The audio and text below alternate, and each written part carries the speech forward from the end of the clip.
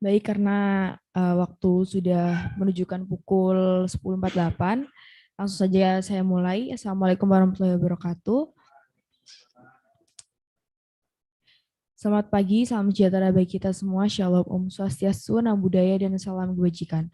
Saya ucapkan selamat datang dan selamat pagi kepada para peserta PKPA yang masih semangat mengikuti PKPA pada hari ini.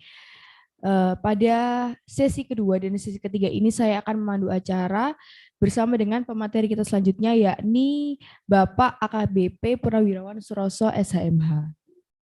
Saya akan menyapa terlebih dahulu. Selamat pagi Bapak. Selamat pagi. Ya, Bapak siap memberikan materi pada pagi hari ini? Insya Allah. Ya, semangat ya Bapak ya. Oke, baik. Langsung saja tidak usah berlama-lama. Namun sebelum saya menampilkan materi, saya akan menampilkan terlebih dahulu kurikulum vitae dari pemateri kita hari ini.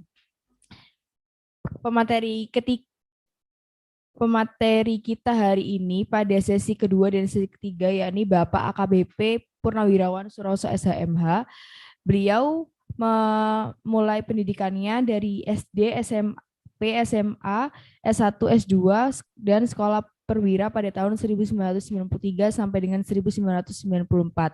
Dengan beberapa jabatan yang pernah beliau menjabat, yakni yang pertama sebagai kepala unit, yang kedua sebagai KBO, yang ketiga sebagai wakil kepala polisi sektor, yang keempat sebagai Kasat, yang kelima sebagai Kapolsek, yang keenam sebagai Kabak, dan yang ketujuh sebagai Pok Advokat Polri. Selanjutnya, untuk pemaparan materi, waktu dan tempat saya persilahkan.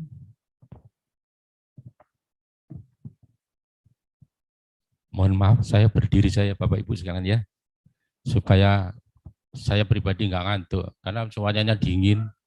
Rumah saya desa, kalau di sini adem, ngantukan saya. Bismillahirrahmanirrahim. Assalamualaikum warahmatullahi wabarakatuh. Selamat siang dan salam sejahtera kepada kita sekalian. Om Swastiastu, salam, Namo Buddhaya, salam kebajikan. Bapak, Ibu, saudara sekalian, pertama-tama marilah kita panjatkan puji syukur kehadirat Tuhan yang yang kuasa Allah Subhanahu wa taala, karena izin dan ridhonya saya dapat berdiri di gedung yang megah ini di Universitas Wijaya Kusuma. Pertama, yang kedua, saya mohon maaf. Dari awal saya awali dengan kalimat mohon maaf, mengingat dan menimbang bahwa background saya bukan seorang pendidik.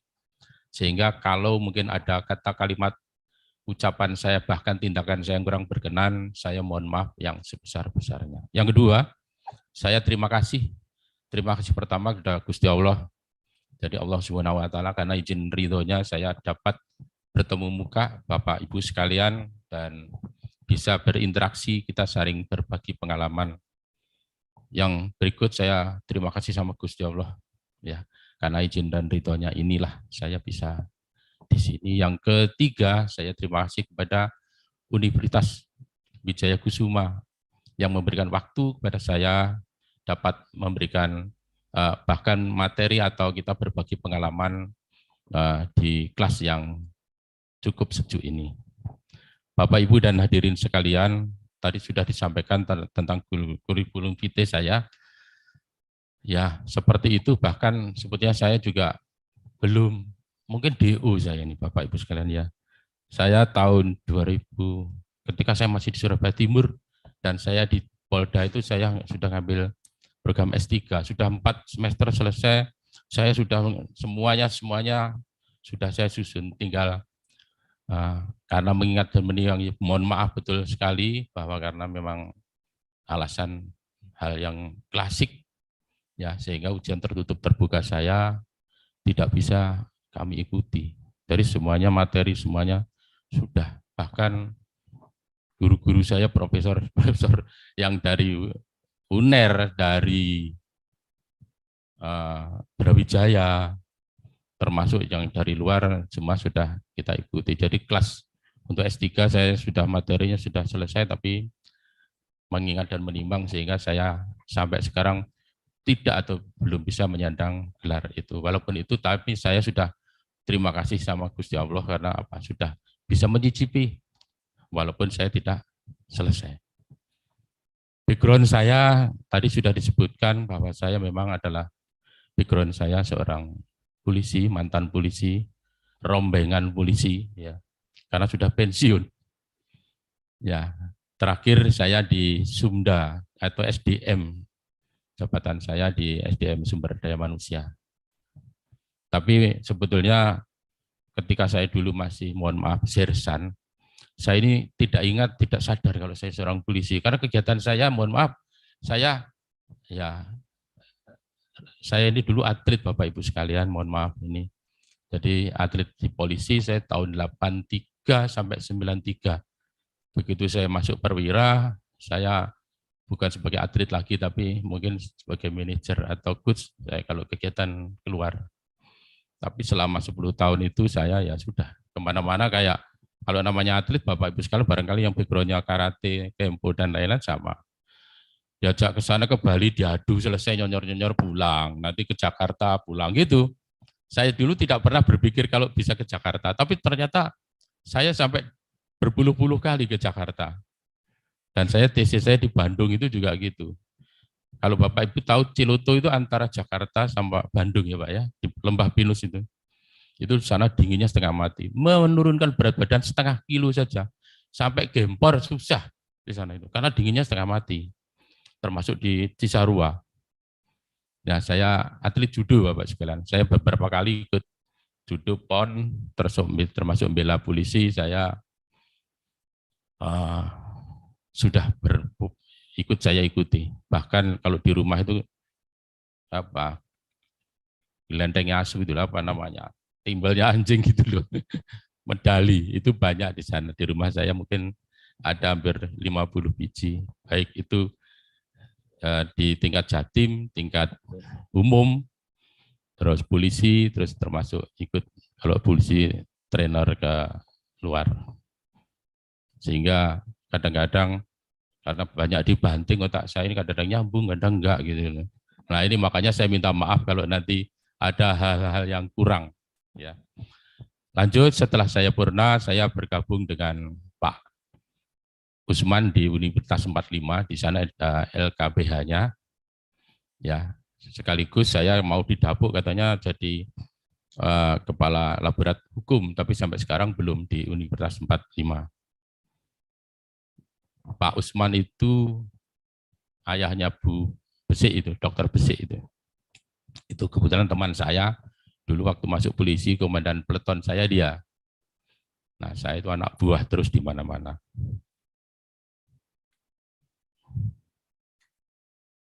Mungkin sekilas apa yang saya sampaikan, Bapak-Ibu sekalian, seperti itu. Untuk yang berikut kita mencoba ke materi. Sekali lagi, Bapak-Ibu sekalian, saya bukan mengajar, tapi kita mengingatkan kembali berbagi pengalaman. Karena jenengan yang S1, S2 sudah sama dengan saya. Cuman kesempatan saja saya berdiri di sini. Ya. Pengertian hukum acara pidana. Hukum yang mengatur tata cara mempertahankan dan menyelenggarakan hukum pidana material, ya, sampai putusan yang berkekuatan hukum tetap atau ingkrah dan pelaksanaan putusan. Artinya di sini, kalau mungkin yang Muslim paham bahwa HAP itu sama dengan sunnah Nabi, ya. Al-Quran itu tidak bisa dikatakan Al-Quran itu di situ ada perintah sholat, tapi caranya sholat gimana? Tidak ada, maka di hadis lah. Nah, sama dengan hukum pidana. KUHP ada, katakan pasal 362, orang mencuri, tapi caranya ngukumnya piye? Bagaimana ya apa? Tidak tahu. Makanya hanya dengan jalan ini. Nah, kita wajib memahami, bahkan nanti profesi Bapak Ibu sekalian sebagai seorang lawyer, maka wajib tahu tentang hukum acara yang akan dilakukan. Karena kita nanti akan mendampingi klien, ya, mulai dari mungkin penyidikan, penuntutan, bahkan pemeriksaan di sidang pengadilan. Bahkan atau pada saat nanti termasuk kalau nanti ada perkara perceraian, ya di sidang di pengadilan agama, atau TUN, ya Semua beracaranya sama seperti di sini. Jadi hukum yang mengatur tata cara. Jadi tata cara yang mengatur kaitannya dengan pidana material seperti apa, ya nanti sampai putusan yang kekuatan hukum tetap ingkrah. Misal nanti ada putusan, banding, kasasi, dan PK, dan seterusnya, maka kita mengikuti di aturan-aturan yang ada di dalam KUHP yang dilaksanakan. KUHP itu sebetulnya adalah sejarahnya kalau tidak salah adalah perkembangan dari RIB atau RIH, HIR, ya RIB atau HIR yang pada saat diundangkan Undang-Undang Darurat 1 tahun nomor 1 tahun Undang Darurat 12 tahun 51 itu, ya itu sebetulnya sudah dilaksanakan. Namun demikian banyak atau kental dengan hal-hal yang bersifat pelanggaran terhadap HAM. Karena di situ condong melakukan hal-hal yang bersifat atau kepada pengakuan. Nah, di sini beda.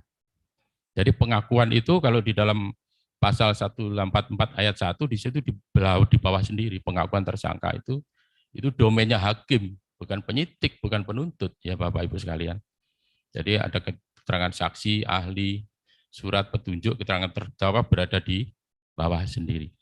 Dan itu domainnya hakim. Persesuaian antara keterangan yang disampaikan oleh saksi termasuk saksi pelapor atau saksi korban akan diuji sesuai kemampuan dan kecerdasan seorang hakim.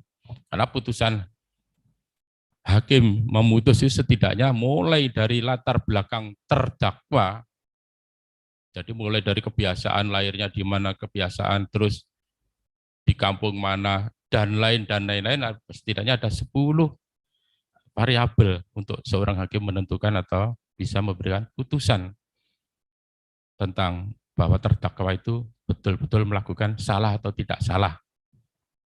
Ya, walaupun sebenarnya kesalahan kebenaran itu hanya milik Allah saja atau Tuhan yang Maha Kuasa. Tapi di dunia memang permainannya seperti itu. Lanjut.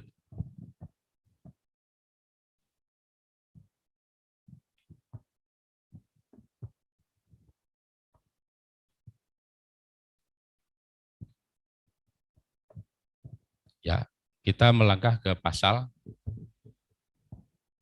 Jadi pasal 2 KUHP itu undang-undang ini untuk melaksanakan tata cara peradilan dalam lingkungan peradilan umum pada semua tingkatan. Kalau kita pahamkan sama, sebenarnya peradilan yang militer sekalipun ya itu mengacunya kepada, karena peradilan militer itu tidak lebih dari artinya bahwa semua adalah mengacu kepada KUHP. Karena ujung-ujungnya kalau nanti ada tindakan upaya hukum, semuanya mengacunya, merujuknya semua berkumpul di MA, di Mahkamah Agung. Jadi adalah melaksanakan tata cara peradilan di lingkungan peradilan umum. Khusus untuk KUHP, kita karena bicaranya KUHP. Kalau nanti tapi Bapak Ibu sekalian, kalau nanti ada kasus-kasus yang berkaitan dengan kasus yang bernuansa koneksitas, nah seperti kemarin kasus pemerasan, ya penculikan berujung dengan matinya seorang korban. Nah pelakunya ada tentaranya, ada orang umum, maka nanti masing-masing akan dijadikan saksi pada perkaranya itu. Nah itulah nanti menggunakan koneksitas. Koneksitas artinya masing-masing tunduk kepada hukum yang ada.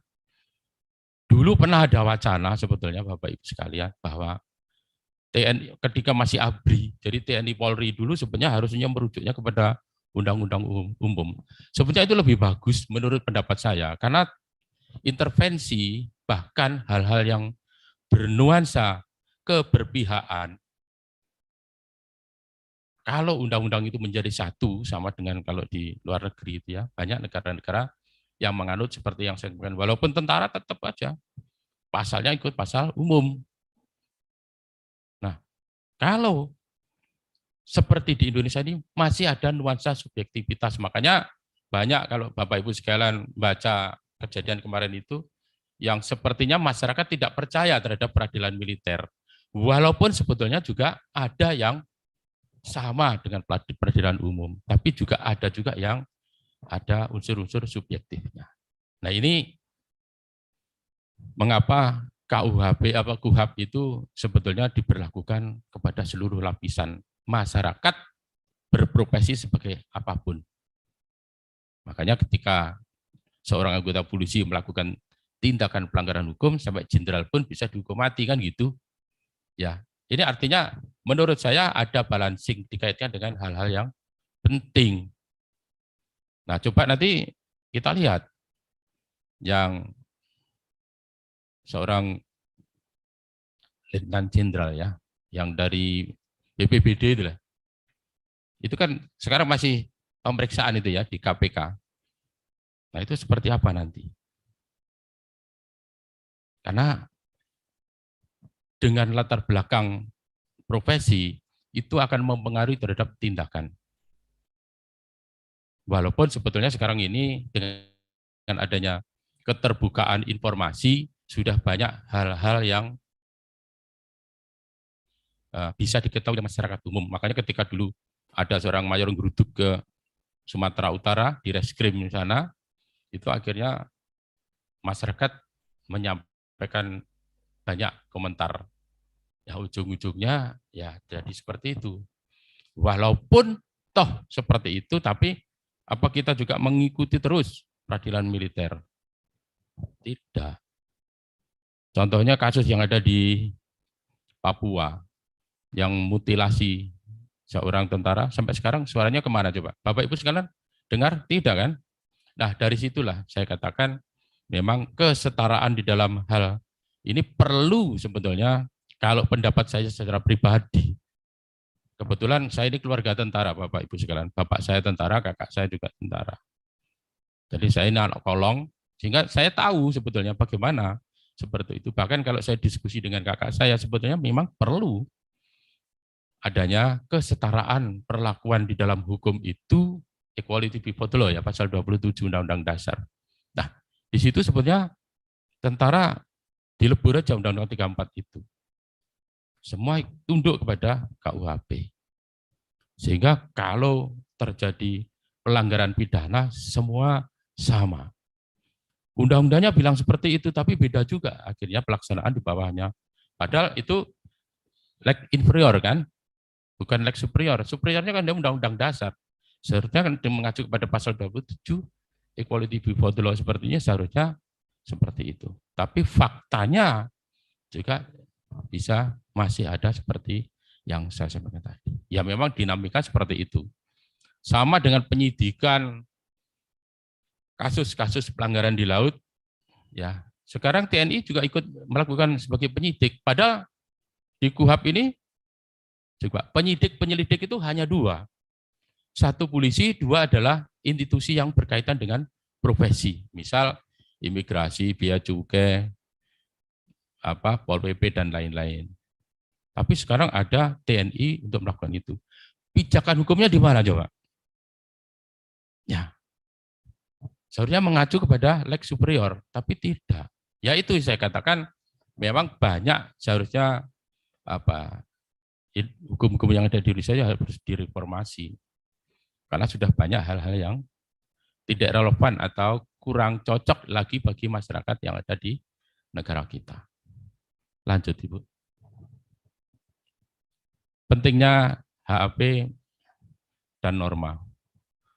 Jadi hukum acara pidana menegakkan hukum pidana material. Ya ini artinya tadi sudah saya sampaikan kepada Bapak Ibu sekalian bahwa KUHP itu bisa berdiri, bisa berjalan dan bisa berlari karena adalah harus dipandu dengan hukum acara pidana. Pelaksanaan hukuman pidana material sama. Jadi harus dipidana seperti apa, jalannya seperti apa, kalau ditahan-tahan di mana, itu juga pelaksanaan menggunakan HAP. Mempertahankan hukum pidana material, mempertahankan. Kata tak mempertahankan, sehingga kata-kata mempertahankan tentunya kalau di pengadilan, di sini ada terdakwa, di sini ada penuntut. Nah, disitulah jaksa mewakili negara, dia memiliki pribadi. Makanya Bapak Ibu sekalian nanti akan menjadi pembela daripada individu-individu yang kebetulan nasibnya kurang beruntung menjadi seorang terdakwa. Terus menjadi hukum pidana material. Menjadi. Ya. Itu mungkin anunya kurang. Ya. Di sini kata-kata menjadi hukum pidana material itu di situ ada kata atau kalimat yang saya sampaikan ini pelaksanaan dalam pidana material. Jadi ketika barang sudah dieksekusi dikembalikan kepada pemilik atau saksi korban, maka barangnya dikembalikan. Atau barangnya berupa narkoba, karena ini memang sudah dikuasai negara dan ini barang terlarang, maka dihanguskan atau dihapus. Disita oleh negara dan langsung dihapus. Ya, norma HP adalah norma kewenangan. Nah, ini kewenangan negara yang diwakili oleh alat negara, mulai dari penyidik, penuntut, hakim, dan LP. Jadi karena punya kewenangan sehingga bisa melakukan penangkapan. Karena punya kewenangan sehingga bisa melakukan penuntutan. Karena adanya kewenangan maka bisa melakukan pemeriksaan. Dan adanya kewenangan maka bisa menempatkan orang pada lembaga pemasyarakatan. Ini norma kewenangan. Norma KUHP, norma larangan, dan norma keharusan. Ada di situ kata-kata norma. Setiap undang-undang sama, peraturan intinya adalah larangan dan keharusan. Sama kalau kita undang lalu lintas, ya, yang merah, latarnya belakang merah adalah larangan, kalau biru maka keharusan. Tidak jauh beda yang saya sampaikan di dalam KUHP itu. Kalau di kolom KUHP, ya, ini makanya larangan dan keharusan itu bisa menjadi berjalan manakala ada kewenangan. Jadi campur tangan KUHP lah, maka KUHP bisa berjalan atau dilaksanakan. Action, lanjut. Asas hukum acara. Asas peradilan cepat, sederhana, dan biaya ringan. Artinya di sini peradilan ada yang peradilan biasa, ya, ada yang cepat, ada yang, ya, tambah satu lagi, apa Bapak Ibu sekalian? Ya, singkat, ya, ada singkat, cepat, dan ini. Nah, nanti peradilan yang biasa, ya, atau sederhana dalam artian seperti biasa itu nanti muaranya sama. Penyidikan pakai nanti dituntut setelah itu nanti terus ada pelaksanaan hakimnya juga majelis. Kalau cepat dan singkat maka hakimnya tunggal, biasanya seperti itu. Ya, asas praduga tak bersalah. Nah, ini sama disampaikan setiap orang ditangkap, disangka, ditahan, dituntut ataupun diperiksa hakim sebelum ada putusan yang berkekuatan hukum tetap, ingkrah, maka tidak bisa dikatakan bahwa dia bersalah. Ya, sama pada pelaksanaan menurut aturan tertulisnya seperti itu. Tapi ketika orang itu sudah dijadikan tersangka, ya ini di mana-mana seperti itu Bapak Ibu sekalian. Ketika ada satu keluarga dijadikan tersangka, maka tetangga itu sudah melihat keluarga ini sudah kelihatan sepertinya di bawah derajat dari orang biasa. Ada statusnya baru tersangka. Tapi ini memang seperti itu. Dunia di Indonesia seperti itu. Kalau di luar negeri barangkali, ya mungkin barangkali karena saya sendiri juga belum pernah di sana, tidak tahu, belum tahu. Kalau di sana barangkali penerapannya tentang praduga tak bersalah itu betul-betul dilaksanakan dengan baik. Bahwa ketika belum divonis salah, maka dia setara gendernya dengan kita. Tapi kalau di Indonesia seperti itu, ketika seseorang sudah dijadikan tersangka, maka anaknya ke sekolah itu juga sudah dibully, disindir, dan lain-lain. Ya. Nah inilah, tapi sebetulnya kebiasaan kita sebagai orang yang pengemban hukum, pemahami hukum, lebih baik kita mengikuti apa yang ada di aturan itu. Jadi jangan sampai kita meminirkan orang atau anak teman kita yang kebetulan nasibnya kurang baik. Karena tersangka sekalipun. Makanya kenapa di pasal 109 ada 2 itu ada SP3. Ketika dijadikan tersangka ternyata tidak cukup bukti, maka dihentikan. Ketika tidak dijadikan tersangka ternyata menurut hukum bukan atau tidak, maka dihentikan. Karena jadikan tersangka kebetulan dia keluarga yang bersangkutan meninggal, maka demi hukum juga harus dihentikan. Nah, tindak pidana itu sebetulnya berlaku kepada siapapun yang melakukan. Tapi di Indonesia sepertinya kalau yang melakukan bapaknya, istrinya yang kena ya hukum sosial yang berlaku di tempat, anaknya demikian pula. Kasusnya Sambo coba. Yang melakukan tindakan Sambo. Tapi begitu anaknya Sambo diterima di Akpol, nyinyir kemana-mana. Nah, seperti itu. Itu kan hak pribadi anaknya Sambo. Lakukan pembunuhan, anaknya juga tidak ikut. Ya. Disinilah seharusnya kita memahami kedewasaan di dalam hukum itu perlu ditanamkan di setiap kita, Bapak Ibu sekalian.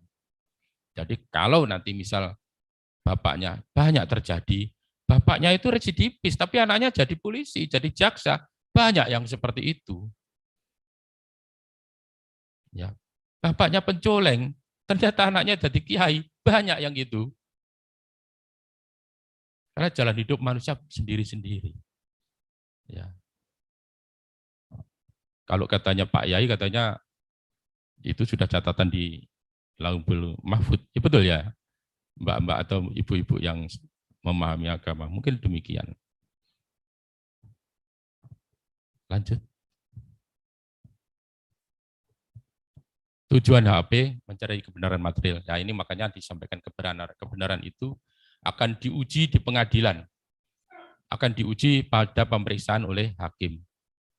Makanya kalau hakim itu mengatakan bersalah, ya terbukti, dan makanya kuncinya meyakinkan, kata itu kan gitu. Bersalah dan meyakinkan, maka dikatakan itu, maka disitulah mencari kebenaran. Walaupun sebetulnya banyak kebenaran yang bersifat titipan. Buktinya apa? Banyak. Mulai dari penyidikan, penyidik, polisinya benar, pasalnya seharusnya 3 dijadikan 2. Pasalnya seharusnya pasalnya 2 dijadikan 3. Penyidiknya sudah nggak benar. Jaksanya, ini ngomong oknum Bapak ya, saya menyampaikan oknum. Mohon maaf, karena saya pernah jadi Kasat Bimas, saya pernah jadi Kanit Reskrim, saya pernah jadi Kasat, pernah jadi penyidik, saya pernah jadi lawyernya polisi, sehingga saya banyak tahu tentang apa yang ada di lingkup polisi. Jadi tidak semua polisi benar, tapi juga tidak semua polisi salah. Demikian pula jaksa. Oknum jaksa. Makanya kalau jaksa seperti Pinangki semua bubar Indonesia ini. Kan gitu. Nah, sama dengan hakim. Kalau setiap hakim kepalanya hakim kayak Akil Mukhtar, balik kanan, bubrah. Tapi itu hanya oknum. Makanya yakin institusi itu ada yang salah, tapi tidak semua salah. Bapak, coba kita lihat. Suatu kementerian atau departemen kalau dulu. Kepala departemennya atau menterinya korupsi. Mosok staf itu harus dihanguskan? Enggak, tidak. Ya. Bahkan kemarin ketika Caimin sudah dideklarasikan mau jadi cawapres, nah KPK mulai muncul. Toh, benar ya? Ya. Itu apa kriminalisasi apa tidak, saya tidak tahu ya. Orang-orang politikus yang tahu, saya tidak paham. Jujur saya buta tentang politik ya. Tapi senang sebetulnya melihat gitu itu. Kok baru sekarang gitu loh. Yang menjadi pertanyaan kan itu. Ya memang seperti itu. Wong lek kuwo. Makanya orang kuasa itu baik, tapi lek kumawoso yang tidak baik. Orang Jawa itu begitu. Jadi kuasa itu baik, tapi sok kuwoso itu yang tidak baik. Kumawoso itu semua dikuasakan. Karena kekuasaannya sehingga timbul kesewenang-wenangan. Seharusnya kalau memang mau independen dalam arti penegak hukum itu dari dulu itu sudah mengatakan sekian tahun loh, mulai tahun 2014 ya Pak ya. Kenapa 2023 sekarang sudah menginjak ke bulan 8, begitu DE dicarokkan jadi wapres, loh KPK langsung tahu-tahu mau diperiksa loh. Coba. Ya ini yang saya katakan, ya independensi penyidik atau independensinya seorang penegak hukum di Indonesia itu menurut kita semuanya harus dipertanyakan. Makanya kalau ada yang mengatakan KPK itu sekarang bukan yang seperti dulu, memang tidak salah. Tapi tidak semua, nyatanya yang lain-lain juga.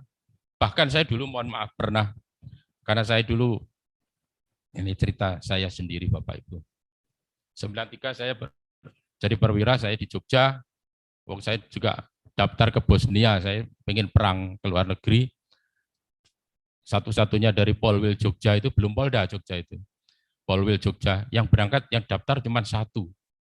Yang delalah saya lulus, tapi saya akhirnya tidak lulus.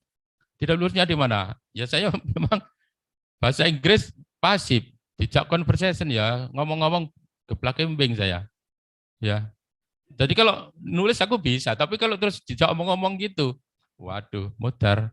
Ya, akhirnya nggak lulus saya. Waktu itu komandan kontingennya Pak SBY. Waktu itu masih Brigjen. Ketika masih kolonel, saya Kasat Bimas di Jogja, kebetulan saya di Gunung Kidul ya. Ya, saya berdampingan ngobrol-ngobrol dengan Pak SBY, waktu itu kolonel. Pangdamnya Pak Yusuf Kartanegara, masih ingat saya. Pangdamnya Jawa Tengah waktu itu. Nah, di situ apa yang saya sampaikan, yang kita ketahui tentang hukum. Saya daftar ternyata tidak lulus. Tidak lulusnya karena seperti itu. Nah, saya akhirnya ada permintaan ketika saya ke Jatim, masuk saya di Bitkum, ditawari untuk daftar di KPK. Teman-teman banyak. Akhirnya ada 6 yang berangkat, teman saya lolos 1.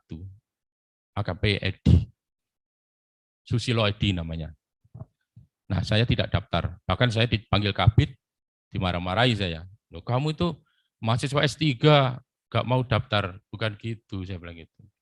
Nah, saya ini sudah minggat dosa sama anak istri saya sudah terlalu banyak ya. Saya 93 itu anak saya yang sekarang kebetulan jadi polisi di Kalimantan Timur, itu masih bayi merah saat tinggal pendidikan 93. Sampai saya masuk ke tahun 2000-2001 saya di Surabaya. Sekian tahun, 6 tahun, 7 tahun saya tinggalkan. Anak saya kedua itu kayak nyuwun sewu. Kalau Bapak Ibu yang rumahnya mungkin sama dengan saya di desa, kayak wedhus lho Pak, kosotnya wedhus meteng karepe dhewe. Bojo saya itu tak upala pilih seminggu roro meteng gitu. Lah itu artinya apa? Saya merasa dosa sama anak istri saya itu. Makanya saya dipaksa masuk supaya daftar di KPK, saya tidak mau.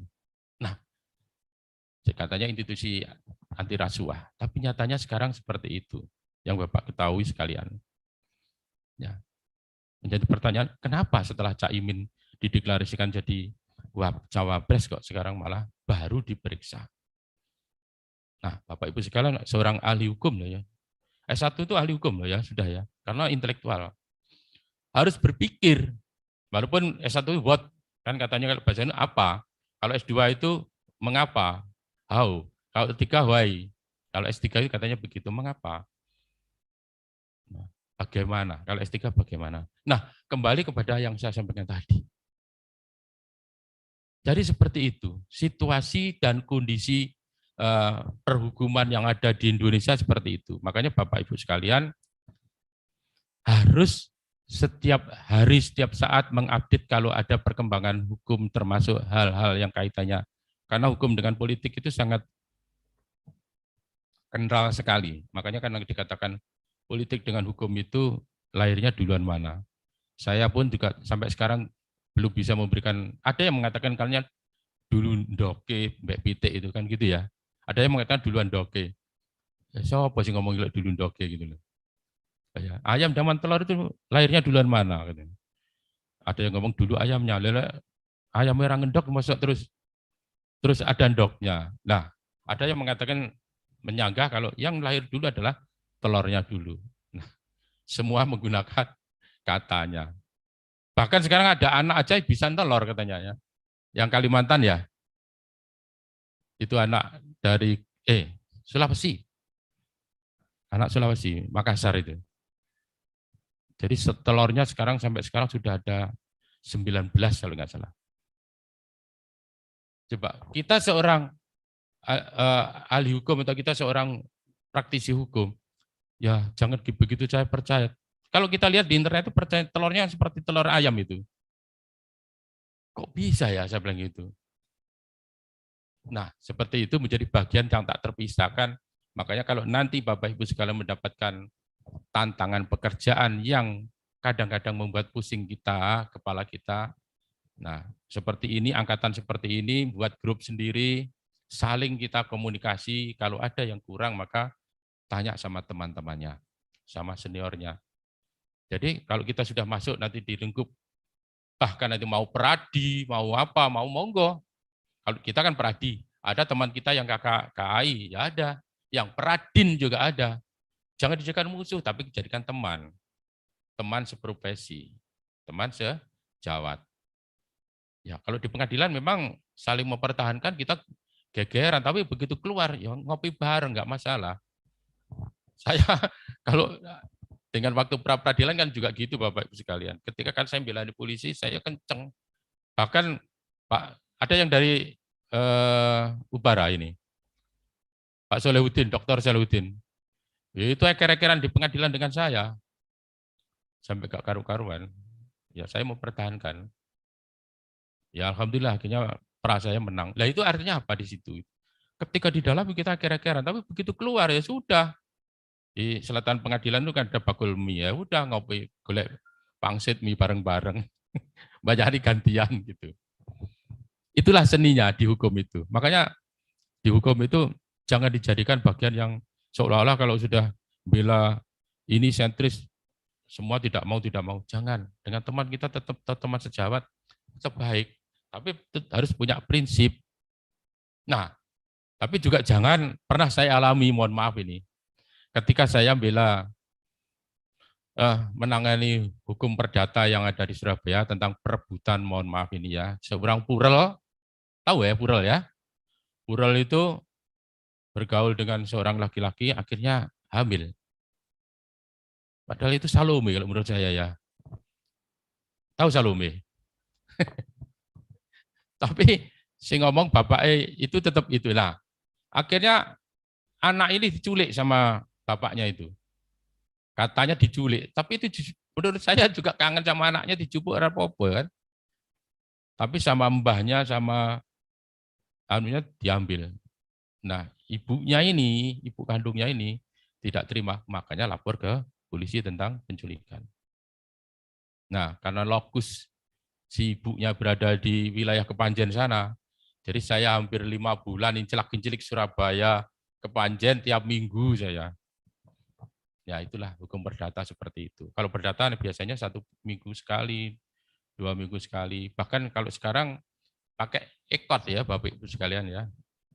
Saya aja juga baru ngerti kemarin, karena lama tidak beracara, baru kemarin itu Universitas 45 atau DAD 45 itu digugat. Nah saya ikut ke sana, baru tahu sekarang kalau perdata ekot, jadi harus dikerjakan lewat di situ. Jadi kalau kita nanti bertemu muka, tatap muka, hanya pada saat saksi dan bukti saja. Kesimpulan putusan nanti juga semuanya lewat dunia maya rumatir itu. Ya, jadi tidak ada bertemu lagi untuk perdata. Tapi kalau pidana katanya sulit. Pak Hakim mengatakan seperti itu kepada saya. Jadi nanti makanya Bapak Ibu sekalian harus banyak komunikasi dengan teman, koordinasi dengan teman, dan diskusi. Ya, karena nanti kalau di lapangan banyak ditemui kasus-kasus yang tidak semudah yang kita bayangkan. Bahkan kita kadang-kadang bikin pusing kepala. Ya. Kalau nanti jenengan nanti menangani atau dapat klien yang kebetulan menjadi tersangka, hati-hati. Kenapa saya katakan hati-hati? Itu peluang, ya, tapi itu juga ancaman. Bapak Ibu masih ingat, masih dengar OJK Ligis ya? seorang profesor, ahli hukum, kalau namanya profesor itu tentunya sudah mentok ya. Karena pendidikan formal di Indonesia itu sebenarnya ya paling tinggi hanya dokter, selebihnya itu tidak ada. Lemhanas, lem takol dan lain-lain itu bukan itu, ya. Jadi bukan pendidikan formal itu, ya. Jadi seperti itu. Akhirnya apa? Karena membela nih seorang tersangka untuk dibebaskan, diringankan, mulai dari awal pasalnya dikurangi, terus ketemu jaksa, ketemu ini, betul ini. Ya, kita mengalami. Nah, khusus saya dengan teman-teman yang ada di DHD, memang saya ini agak pengecut Bapak Ibu sekalian, tapi ya itulah saya sampaikan. Ketika saya mau sana, saya gabung di sana, tapi saya mau gabung di sini, tapi kalau tidak menerima klien tersangka. Jadi di 45 banyak yang datang ke sana kepingin minta bantuan karena statusnya tersangka, saya tolak. Karena di situ itu resikonya tinggi. Nah, mengingat saya ini wis tuwek, ya, wis pensiunan, umur wis ranu, otak saya juga tidak nyandak. Nah, barangkali kalau teman-teman atau ibu-ibu, bapak ibu sekalian yang masih muda, si energik itu bisa, enggak apa. Karena apa? Justru mendapatkan klien tersangka inilah kita menjadi cerdas, menjadi pinter, menjadi banyak aplikasi yang apa ya, otak kita ini akhirnya menjadi, boleh dikatakan bisa bias. Tapi kalau hanya pelapor, korban, ya gitu-gitu saja. Makanya nanti kalau mendapatkan klien seorang tersangka, hati-hati, waspada. Ya, makanya jangan melakukan lobby-lobby yang bertentangan dengan kepatutan. Ya, KUHP. Karena di sana dilarang. Undang-Undang 31 tahun 99 yang diperbarui Undang-Undang 20 tahun 2001 tentang korupsi. Makanya hakim kena gratifikasi, kena suap dan lain-lain. Itu karena apa? Kasus penangkapan hakim yang di Surabaya, kalau tidak salah 2 tahun yang lalu ya, itu pengacaranya ternyata adalah junior saya di karate. Jadi saya pernah ikut karate, pernah ikut judo, tapi junior saya karate. Saya ketemu di lobi, ngomong saya, Mas, ya, kadang kok pakai jas, saya bilang gitu. Dia menyampaikan, aku kasus perdata, Mas. Wali kasus perdata itu mesti Lampangan Tambak Sari langsung dibeli, bar aku gitu. Tapi saya ingatkan, hati-hati loh ya. Kasus perdata itu saya monitor dari Jakarta, tim KPK itu sekarang turun kepingin ngobrak-abrik atau ada yang di wilayah Indonesia Timur yang jadikan tersangka UTT. Beres Mas, ke saya bilang gitu, betul ini. Ya kebetulan waktu itu saya nangani ada kasus perdata juga, tapi nuansanya pidana.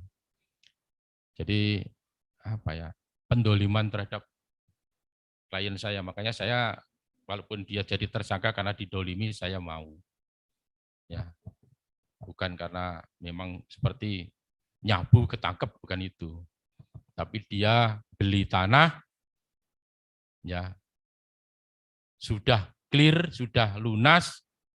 Nah, ketika sebelum beli itu adalah pemilik awal, pemilik lama itu sudah menyewakan kepada orang ini, ketika orang ini, Pak, ini sudah saya beli, ya saya tapi minta tolong ya Pak, 3 bulan lagi saya tutup karena saya masih banyak yang saya harus cabut karena bengkelnya bengkel besar.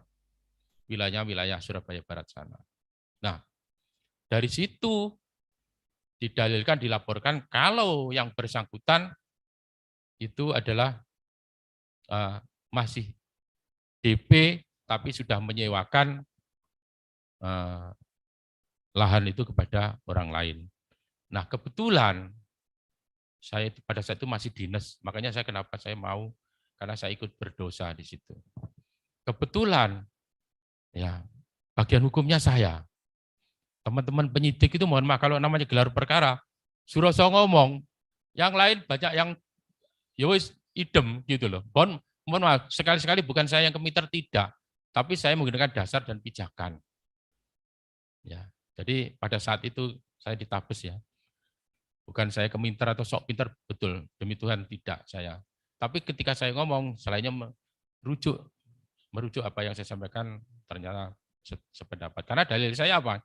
Seorang yang masih membeli sebagian sudah menyewakan, itu amaratnya sama dengan R. Susilo. Ini ada Arisugrat. Arisugrat itu Mahkamah Agung yang di Belanda. Tahun 1905 dan tahun 1906 ada di sini. Yang namanya penggelapan, nah setara dengan itu, seolah-olah ini miliknya, padahal barang itu belum miliknya Bapak Ibu sekalian. Ya, belum menjadi miliknya, tapi seolah-olah menjadi miliknya. Nah, makanya ketika penyidik itu mendalilkan seperti itu, saya mengatakan dia layak sebagai tersangka. Nah, disinilah Bapak Ibu sekalian. Seorang penegak hukum itu kalau tidak mempunyai hati yang baik, jadinya orang lain dikorbankan. Ternyata penyidik itu sudah masuk angin. Masih penyidikan sudah masuk angin, Bapak Ibu sekalian. Jadi korban orang ini.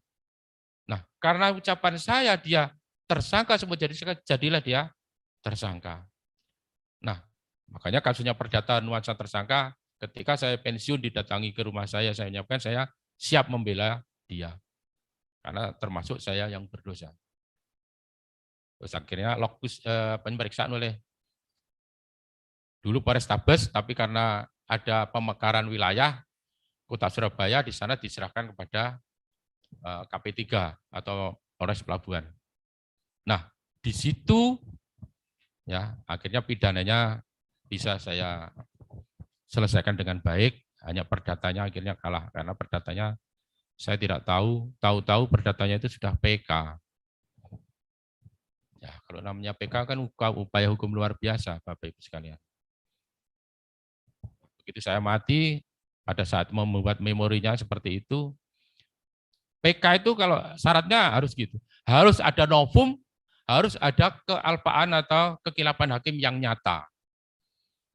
Bapak Ibu sekalian, kalau nanti membuat PK, tidak ada novum, bukti yang baru, tidak ada kekilapan hakim yang nyata, jangan membuat memori, percuma. Bahkan nanti klien jenengan mimpi-mimpi, walah, pengacara ini gumbali mukion, jenengan digumbal-gumbalkan nanti. Ya, makanya hati-hati. Nah, yang saya amati seperti itu. Pengacara yang menulis ini saya katakan, waduh, saya ngomong sama teman saya yang saya bela, Bu, waduh, seperti ini nyuwun sewu, saya mohon maaf aku. Lek sampai nanti menang, ini ono bapak loh, ono bojone sampai tak gendong muter Masjid Agung gitu. Karena saya tidak yakin. Karena itu kekilapan hakim itu tidak ada buktinya apa-apa, novumnya tidak ada. Bahkan kalau kekilapan hakim, di mana-mana ada keperpihakan seperti itu, Bapak Ibu sekalian. Kalau seorang polisi mesti ada, ya tersangkanya polisi mesti ada pembelaan oleh institusi polisi itu. Kalau tersangkanya jaksa, oknum jaksa pasti ada pembelaan dari itu. Itu di mana-mana. Kayak kita ini, makanya kenapa kalau ada kasus permasalahan katakan pidana, hakim kalau ini dulurnya hakim, nggak boleh, harus diganti. Tujuannya seperti itu. Nah ini terjadi. Nah, oleh sebab itu saya katakan dari yang sekarang kalau nanti Bapak Ibu sekalian mendapatkan klien seorang tersangka, hati-hati. Ya, jangan mudah mengiyakan. Kalau mengiyakan nanti terus jalannya miring-miring kayak kepiting itu, nah akhirnya jadi kayak OJK Ligis, naudzubillah min dzalik. Ya, jangan sampai terjadi. Tapi sebetulnya kita ngomong, jenengan calon pengacara, saya sudah pernah jadi pengacara, sudah 5 tahun saya di pengacara. Bahkan di polisi saya sudah 7 tahun jadi pengacaranya polisi. Yang bikin kita ini bisa ngombe es teh enak, itu kalau status tersangka. Karena kalau tersangka biasanya orang itu walaupun kita jalannya benar, klien kita nggak pelit, Tapi kalau pelapor, waduh, Pak fotokopinya berapa, Pak? 2.500. Wah, 2.500 bener yuk. Tapi kalau tersangka, ini Pak 10.000 lah.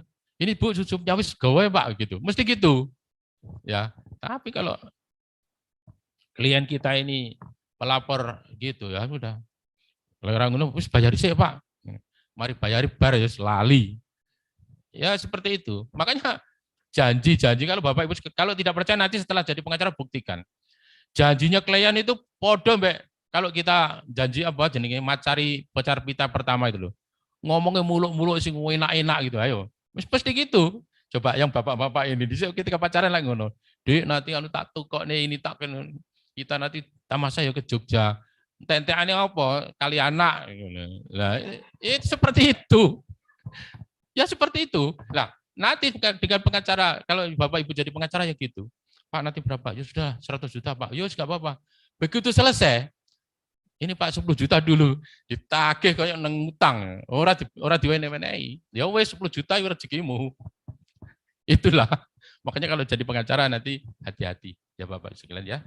Jadi saya mohon tidak ada kasus-kasus yang kaitannya menjerat pengacara profesi ya karena melakukan pelanggaran hukum. Jadi catatan-catatan seperti itu banyak teman-teman kita yang seperti itu. Nah, oleh sebab itu kecerdasan bahasanya pengacara orang perlu pintar, tapi yang penting pintar-pintar. Paham ya? Orang perlu pintar, yang penting pintar-pintar. Itu saja lanjut. Ya, penyelidik dan penyidik. Penyelidik adalah polisi, jadi pangkat mulai barada sampai dengan jenderal. Itu seorang penyelidik. Menurut KUHAP seperti itu. Jadi penyelidik di Indonesia itu tidak ada selain polisi. Jadi misal katakan di kejaksaan nggak ada penyelidik itu. Ini menurut KUHAP loh Pak ya. Di imigrasi nggak ada penyelidik. Yang ada hanya di polisi. Mengapa penyelidik hanya polisi? Nah itu rasio legisnya. Jadi menurut hukumnya, jadi berpikir tentang rasio itu karena semua permasalahan masyarakat masuk ke polisi. Jadi ya wong meteng ora iso nglairne ora ana duwe mobil ya polisi dibengoki, ana wong edan bengok-bengok ya polisi dibengoki. Ya toh, ana wong tabrakan polisi dibengoki, kebakaran polisi. Ya coba kalau misal Pak Yai, oh aku si adan le lah ngono. Ya wong Pak Ustadz ini ana wong edan bengok-bengok cedak masjid, aku si adan. Alasannya iso ae. Tapi kalau polisi tidak boleh menolak karena polisi 24 jam jadi polisi. Mau jabatan apapun, fungsi apapun sama. Karena saya pernah di Serse, saya pernah di Intel, saya pernah di Bimas, saya pernah di Sabara. Yang belum pernah saya alami saya di Brimob aja, Pak. Ya, memang di Brimob dulu saya pernah dari Jawa Tengah pindah Jatim itu kepingin jadi Brimob tapi tidak diizinkan. Karena apa? Isian saya tidak diterima. Padahal saya kepingin tahu rasanya Brimob seperti apa. Lanjut. Penyidik Polri minimal AIBDA. Ya, itu kalau penyidik. Jadi kalau Bapak Ibu sekalian nanti sebagai lawyer, kalau nanti datang ke kantor polisi, penyidiknya itu pangkatnya Bribda, Bribtu, itu bukan penyidik tapi penyidik pembantu. Jadi penyidik tapi ada pembantunya. Tidak berwenang untuk melakukan penangkapan kalau langsung, tapi kalau penyidik pembantu boleh, tapi dengan perintah atau surat perintah dari penyidik. Nah, kalau PPNS tidak ada penyidik pembantu, semua PPNS itu adalah penyidik. Ya, jadi kalau sudah mendapatkan sertifikat atau legalitas sebagai orang penyidik, baik imigrasi, bea cukai, jagawana, polisi pamong praja, maka dia adalah penyidik. Ada yang tahu maksudnya jagawana itu apa, Bu? Nah, polisi alasan, tapi Tarsan ini. Jadi polisi yang jaga di hutan itu polisi jagawana. Makanya jaga wana itu hutan. Pokoknya makanya rupanya ireng-ireng gales-gales guilap kayak rata wadus itu polisi jagawana. Lanjut. Alur penangkapan penanganan perkara. Jadi ketika ada laporan maka dilakukan penyelidikan atau laporan atau pengaduan. Bedanya laporan dan pengaduan, Bapak Ibu sekalian sudah masih ingat ya. Jadi kalau laporan oleh siapa saja dan tidak bisa dicabut, tapi kalau pengaduan itu kepada mereka yang merasa dirugikan. Contohnya kasus 284 ya, 284. Nah, maka yang mempunyai kewenangan hanya yang dirugikan. Dilakukan penyelidikan. Nah, kalau di dalam penyelidikan itu ternyata betul bahwa itu adalah merupakan tindak pidana, jadi penyelidikan itu sebetulnya adalah mengumpulkan bukti-bukti untuk mencari kebenaran bahwa itu sebetulnya pelanggaran pidana atau bukan. Kalau pidana maka diatensi, terus cari bukti permulaan yang cukup, minimal 2 alat bukti. Kalau 2 alat bukti yang cukup sudah memenuhi, maka dilakukan penyidikan. Menurut Perkap nomor 12 tahun 2009, Perkap itu peraturan Kapolri, nomor 12 tahun 2009, itu penyidikan itu bisa dilakukan setelah gelar perkara awal daripada penyidikan. Nanti Bapak Ibu sekalian seperti itu. Kalau mendapatkan ketika diperiksa maka pasti ada tanya nanti kapan dilakukan gelar perkara. Nah, gelar perkara pertama maka meningkatkan perkara dari lidik menjadi sidik. Ya.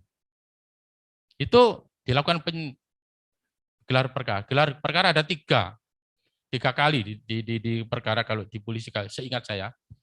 Dari pasal 9, pasal 10, Perkap nomor 12 tahun 2009. Itu ada di sana bahwa pertama nanti setelah pertengahan, jadi di tengah penyidikan, jadi menjelang nanti akan penetapan tersangka ini termasuk semuanya saksi-saksi sudah diperiksa, alat bukti, barang bukti sudah diketemukan, sudah didapati, ya, termasuk hal-hal lain yang kaitannya pemenuhan unsur pasal 184 ayat 1 itu terpenuhi, maka dilakukan gelar perkara. Setelah gelar perkara pertengahan, maka menjelang akhir, jadi pemberkasan itu mau diberkas, maka dilakukan gelar perkara. Ini tujuannya apa? Agar perkara-perkara yang dilimpahkan ke kejaksaan tidak kembali lagi. Biasanya kalau tidak salah ada 61 item yang harus dipenuhi. Jadi mulai dari laporan polisi sampai dengan alat bukti terakhir atau pemberkasan itu ada 61 kalau tidak salah menurut perkapnya itu. Nah, di situ nanti baru gelar perkara dicek satu persatu. Apa sudah ada ini, termasuk valid tidaknya alat bukti dan barang bukti. Paham Bapak Ibu sekalian, alat bukti dan barang bukti ada bedanya enggak? Beda. Kalau barang bukti itu, ya, kalau alat bukti itu adalah keterangan saksi, keterangan ahli, surat petunjuk, keterangan terdakwa. Tapi kalau barang bukti itu sebagian dari petunjuk. Mohon maaf ya, ini karena Bapak Ibu sekalian kan sudah dewasa, saya jelaskan. Terjadi perzinahan di hotel. Nah, sudah termasuk terjadi perzinahan 284. Yang dimaksud bersetubuh itu apa? Bapak, nyuwun 1, 2, 3, 4. Paham? Yang dimaksud bersetubuh, Bapak. Nyuwun sewu, monggo. Apa bersetubuh itu? Ya, maaf. Jadi bersetubuh itu, maaf ya, ini namanya hukum itu tidak mengenal sopan nggak sopan, tapi harus saya jelaskan.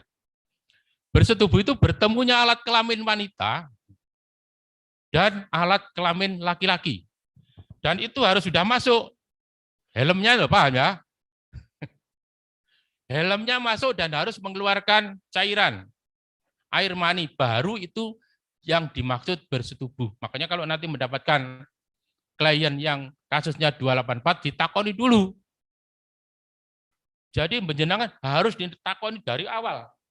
Kalau saya Pak dibantu Pak, saya kasusnya adalah perzinahan ini. Takoni dari awal.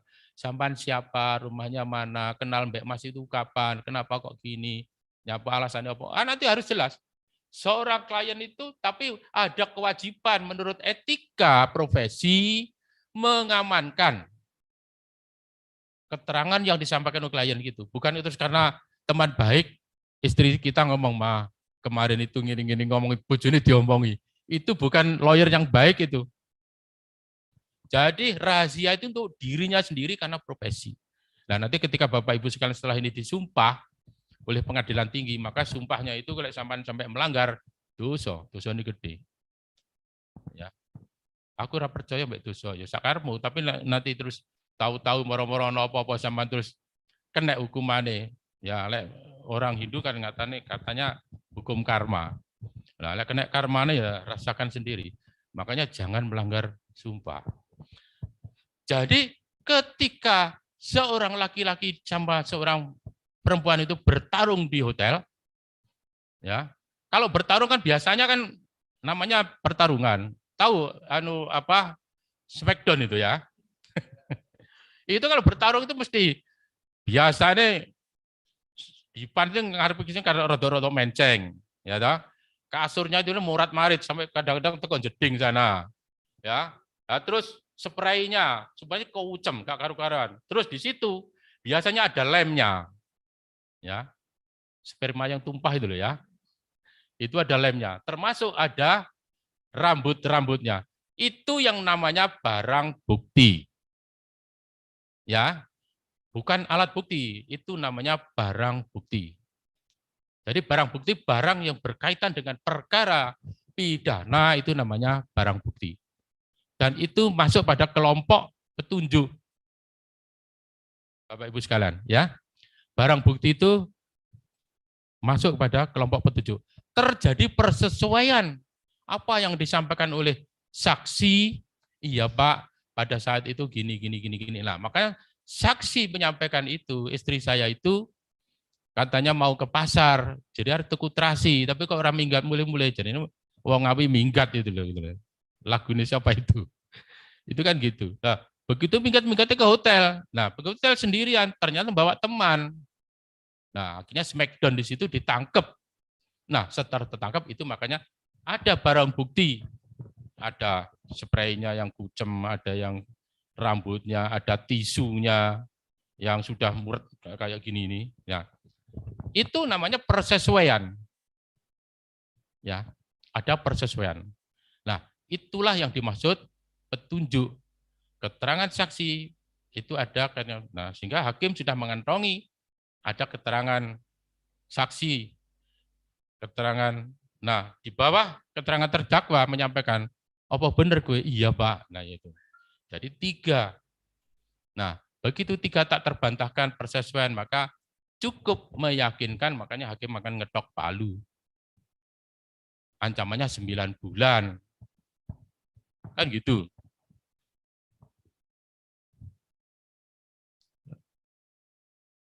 Dilakukan penuntutan.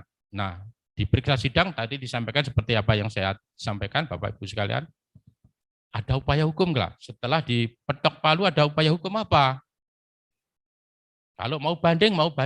Kalau tidak, ya makanya ingkrah.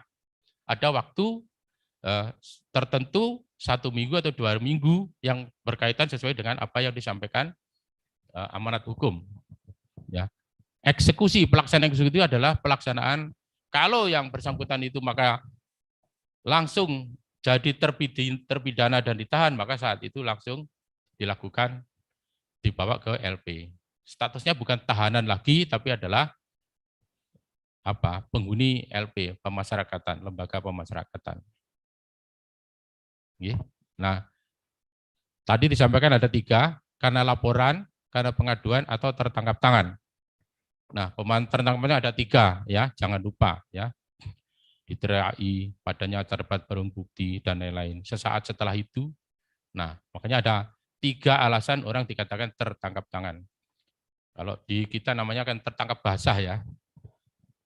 Karena habis dikerujuki sehingga basah itu. Ya, lanjut.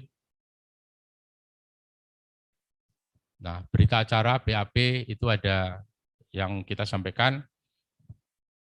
Jadi penyelidikan itu sebetulnya bukan berita acara ya. acaranya berita acara pemeriksaan, bukan pemeriksaan tapi adalah interogasi kalau masih penyelidikan itu. Bahkan kalau penyelidikan itu bukan surat panggilan Bapak Ibu sekalian, biasanya namanya undangan. Diundang. Nah, kayak undangan tapi bukan undangan manten. Undangan manten kan boleh teko, boleh tidak teko ya. Boleh datang, boleh tidak datang. Tapi kalau monggo Pak. Kalau dalam pemeriksaan yang ada bunyinya ya demi untuk keadilan ya.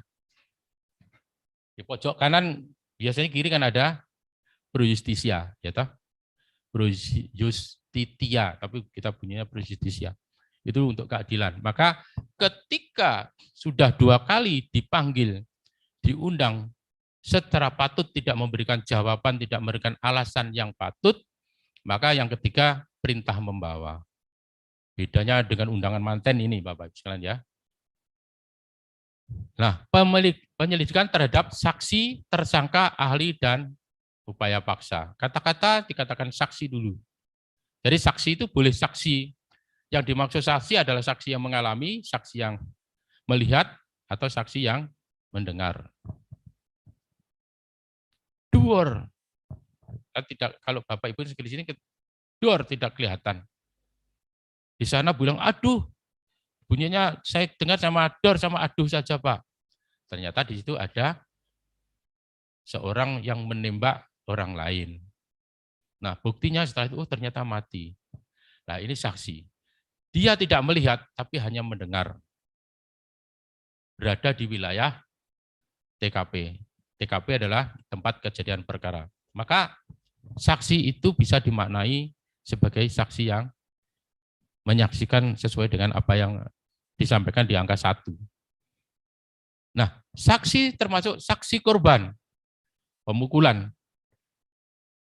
Ya, korban, saya dipukuli Pak inilah. Sama seperti kemarin Kapolres, salah satu di Sumatera Utara, karena begitu datang, nah ya ini kayak Mahfud aja ya, menyesatkan,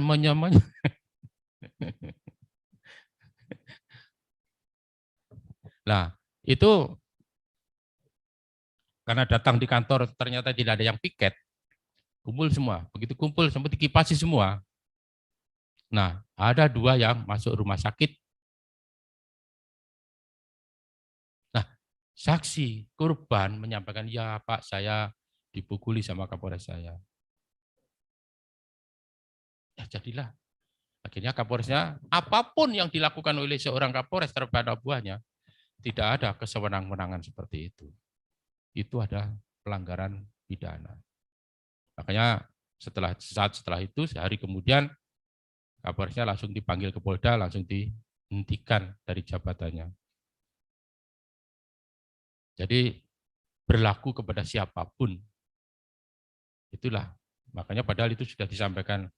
Tapi kesewenang-wenangan itu di mana-mana masih tetap ada, Bapak Ibu sekalian. Oleh sebab itu hati-hati. Jadi saksi yang mendengar, saksi yang mengalami, saksi yang melihat.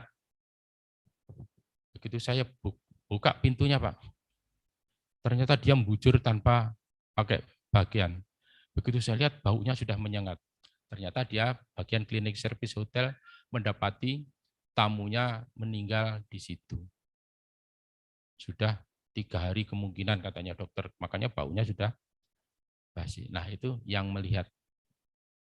Jadi saksi seperti itu. Nah tersangka adalah seseorang karena ya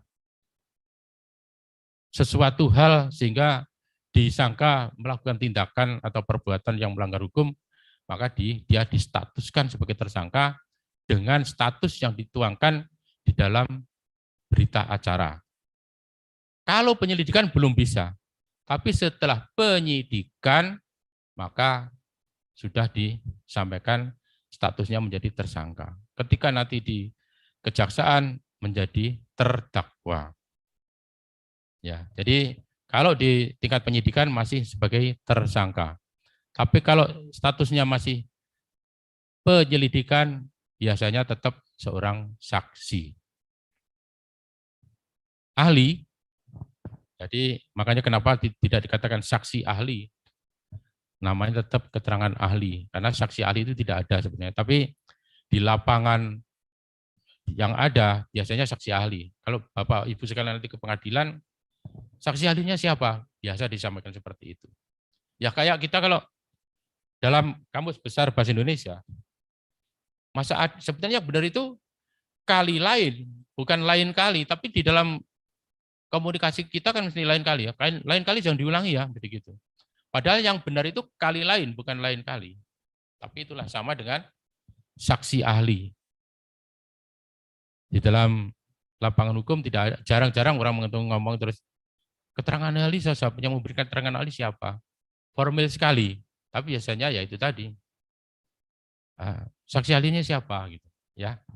Nah, upaya paksa adalah upaya yang dilakukan oleh petugas karena kewenangannya melakukan tindakan hukum yang diatur sesuai dengan undang-undang. Upaya paksa itu banyak, mulai dari menghentikan, memeriksa. Jadi menghentikan seseorang, memeriksa KTP, surat-surat itu sudah upaya paksa. Karena menghentikan itu sudah mengganggu atau katakan sudah menghilangkan kewenangan seseorang secara individu, hak-hak seseorang, maka dia dilakukan upaya paksa. Sampai dengan melakukan penembakan. Ya. Tapi biasanya penjahat itu kalau takutnya sama polisi-polisi yang bukan ahli tembak. Macam saya dulu takut kalau dengan saya polisi penjahat. Karena takutnya kenapa? Saya tembak kakinya kena ndase. Ya, saya bukan ahli tembak, duar tapi melencelat. Seharusnya kena kakinya, saya tembak kakinya Pak, tiba kena sirah ya embuh. Nah itu. Biasanya kalau sama ahli tembak dia nggak takut, tapi kalau bukan ahli tembak, wedi deh. Oh, ini bagian bimas takut atau bedil. Bedil kaki tiba kena sirai. Nah itu sama penjahat. Penjahat takutnya malah polisi-polisi yang nggak pernah latihan nembak itu. Lanjut. Penahanan. Penahanan adalah pengekangan, ya, pengenangan hak seseorang yang diatur dengan undang-undang. Dasarnya adalah setelah penyidikan terdapat cukup bukti, syaratnya itu tadi diduga keras dilakukan, ya. Yang kedua memenuhi unsur subjektif dan objektif. Minimal dugaan sesuai dengan apa yang di dalam hukum material 5 tahun ke sana ancaman hukumannya. Atau di dalam KUHP di pasal 21 ayat 4. Walaupun 9 bulan bisa ditahan. 335. Nah, nanti bisa Bapak Ibu sekalian dibaca dilihat ya. Di KUHP pasal 21 ayat 4 itu. Itu tidak sampai 5 tahun tapi boleh ditahan. Ya. Jadi memenuhi unsur-unsur objektif dan subjektifnya. Kedua-duanya, bukan salah satunya. Lanjut. Penahanan. Penahanan ada rutan, rumah, dan kota. Rutan itu maksudnya rumah tahanan. Rumah tahanan itu mulai dari rumah tahanan yang ada di polisi itu Polsek, di Polres, di Polda, dan di LP, termasuk Mabes, termasuk di KPK, juga rumah tahanan yang ada di Jakarta milik Kodam itu, boleh itu rutan. Namanya rumah tahanan negara. Kata-kata negara itu ada syarat. Jadi kalau rumah tahanan negara, makan tidak membayar. Jadi yang akan ngasih makan negara. Tapi ya itu, makanan ini itu kudune biasa nih, awak dhewe lek wong desa mangane sak piring itu segone sak gini, cuma sak gini. Jadi biasanya 60-an tek itu. Nah, sayurnya jangan ngomong terus nanti ayam ngomong sama polisi, Pak polisi, nanti makan siang saya ayamnya kepala saja ya atau dada saja. Oh, kantor mbahmu. Ya enggak ada. Ono iwak sak cuwir gitu loh ya. Tempe guepeng sampai kadang-kadang kalau makan enggak hati-hati lambene suwek. Ya. Karena saking tipis ya. Iya, tempenya. Ya itu, makanya disampaikan. Nanti kalau punya saudara, punya ojo sampai mlebu tahanan, soro. Ya, saya itu ngingoni 8 tahun, Bapak Ibu sekalian. Saya di Rembang jadi Kapolsek 5 tahun setengah, Rembang Jawa Tengah itu. Ya, saya 5 tahun setengah. Di Sukomanunggal sini saya 1 tahun setengah. Terus selebihnya saya pernah juga di Semarang. Nah, rasanya tidak enak. Pokoknya yang penting ono uyai, rasanya asin-asin ya wis panganan. Ya wis mbok makan ya gelem ya iku gak gelem ya itu. Ya, tahanan. Jadi seperti itu. Rutan, rumah, tahanan rumah, ya, tahanan rumah itu dihitung sepertiga dari tahanan biasa. Jadi kalau katakan 3 hari, Bapak Ibu sekalian, kalau nanti misal terbukti, katakan terbukti, diketok palu 1 tahun, terus ditaruh di rumah tahanan, katakan 1 bulan. 1 bulan 30 hari ya Pak ya. Di rumah tahanan 30 hari. Kalau di rumah biasa, maka 90 hari itu baru dihitung 30 hari. Jadi sepertiga Bapak Ibu sekalian ya. Jadi dihitung rutan itu 1, kalau di rumah tahanan rumah biasa itu sepertiga, tahanan kota itu 1/5. Ya hitung sendiri Bapak Ibu sekalian. Jadi kalau nanti misal potong masa tahanan, motongnya caranya seperti itu, hakim. Ya, jadi perhitungannya seperti itu. Kalau rumah tahanan itu 1 hari itu 1, maka kalau rumah biasa itu 3 hari baru dihitung 1. Nah, kalau tahanan kota 5 hari baru dihitung 1. Hitungannya seperti itu. Makanya kadang-kadang, tapi walaupun suwe enak ning omah dhewe, iso capje, iso apa dedek bengek lah. Apalagi ruang kota, apa tahanan kota iso mlebu ning gone delek ning gone Blue 16 ning gone mana-mana. Wis roro slowemu karena kewarken. Kan gitu. Ya. Jadi penahanan seperti lah, penahanan itu mempunyai garis bawah. Unsurnya subjektif, kewenangannya subjektif. Jadi penilaian dibolehkan atau tidak, saya loloskan atau tidak, tergantung pejabat setempat yang menangani perkara itu. Jadi kalau di polisi ya penyidik, kalau kejaksaan maka jadi JPU-nya, kalau hakim ya hakim pemeriksanya. Jadi itu unsur, karena apa? Penangguhan itu jangan sampai terjadi pengulangan, sampai jangan melarikan diri, jangan sampai nanti menghilangkan barang bukti. Kalau itu diyakinkan, ya maka baru biasanya. Saya pernah melakukan penangguhan, tapi saya juga pernah dilaporkan di Polda itu karena seolah-olah dikirain saya minta uang. Ketika saya jabat di Sukomanunggal, seorang penipu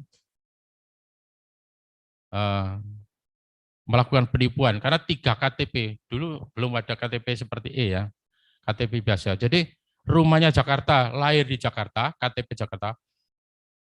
KTP Semarang, lahir di Semarang, KTP Surabaya yang duwe, lahir di Surabaya. Coba, ya kayak setan aja loh. Lahirnya ping teluan gitu. Nah, itu betul itu. Saya alami. Sampai saya dilaporkan ke propam meriksa saya, ya tak jelaskan. Karena terjadi penipuan 300 juta Bapak sekalian. Menggunakan pengacara Jakarta yang kebetulan separuh dengan saya sama, orang Batak ya. Jadi datang ke tempat saya, Bang gini-gini ngomong semalam, ya boleh saya sampaikan, monggo. Itu penangguhan itu hak sampean, tapi juga saya punya kewenangan. Jadi tersangka punya hak, tapi petugas punya kewenangan. Saya mewakili negara. Mengingat yang menimbang karena KTP-nya 3. Ini mesti gendengnya gak karu-karuan ini mesti. Toh, lah kalau nanti sampai saya gratis, ya wes gak apa-apa. Karena bolo dewe. Terus moro-moro hilang ke luar negeri. Aku bisa digantung BK Polda. Kan gitu. Nah, akhirnya saya sampaikan, boleh Anda menangguhkan klienmu, tapi jaminannya 300 juta. Uang itu serahkan di pengadilan, ngomong sama paniteranya, serah no dewe, setelah nanti selesai, ambil sendiri. Jelas saya ngomong seperti itu. Ya kebetulan saya rekam. Apa yang dilakukan pengacara 2 dari Jakarta ini? Karena merasa dia tidak gitu, karena ngomong dengan, loh Pak, saya pernah nanti di Kalimantan itu jaminannya adalah orang. Iya, menurut undang-undang boleh seperti itu. Tapi itu subjektif, saya sebagai pejabatnya. Terserah saya. Yang penting tahanan ini tetap diperlakukan seperti tahanan yang lain. Kalau kamu mau melakukan penangguhan, monggo. Tapi syaratnya seperti itu. Dengan harapan saya apa? Kalau dia hilang 300 juta nanti, saya pertanggungjawabkan kepada negara. Nah, orang yang dihapusi, yang dibujuk itu 300 itu ngomong, oh, ini loh, nanti sama jupuk negara pengadilan sana melalui aturan yang benar. Sehingga saya ada pembelaan terhadap korban. Nah, tapi disampaikan di sana, katanya Kapolseknya kepingin meminta uang, meres saya ini, bilang gitu. Ya, akhirnya diperiksa, akhirnya tak sampaikan ini, sama dengar sendiri seperti ini. Nah, baru Polda, oh kurang ajar bajingan juga lu jaringan. Ya sembuhlah, sakarmu mau ngomongin apa, mau bajingan apa bajing loncat ya sakarmu, saya bilang gitu. Tapi yang jelas seperti itu.